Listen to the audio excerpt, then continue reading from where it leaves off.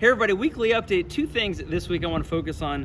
One is on how this coming Sunday we're going to hear about anxiety. And then secondly, I want to ask you your prayers for something. So first, anxiety. If anything marks the last 2 or 3 years of our experience, it's probably an increase in anxiety. The world is full of things that make us anxious.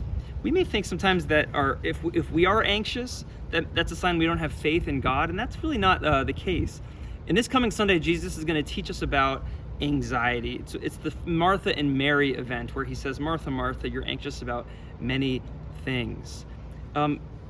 There's a path in the life of the gospel in which we can refocus our hearts and our minds, not so that we don't have any anxiety in our lives, but so that our anxiety takes on new meaning. It's more focused, and we're not worried about as many things, but our care and our attention are focused on the right things. So come to Mass this Sunday and let's allow the Lord to teach us about how He wants us to understand the role of attention and anxiety in our lives. That'll hopefully increase our freedom with respect to anxiety. Okay, the second thing is I'd like to ask your prayers for something.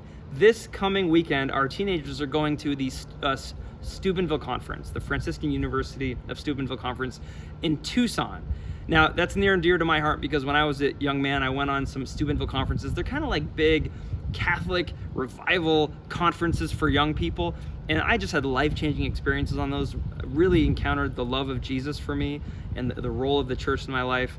And it in some ways changed the whole course of my life. I'm so grateful to God that there were people praying for me on those conferences. So can I ask you to please pray for all of our teenagers and our core members and our youth ministers who are hopping on a bus and headed down to Tucson for this Steubenville conference. Please pray that God blesses them and it really opens up their hearts and minds to the love of God in Christ. That's all. Thank you so much. God bless you, and I'll see you soon.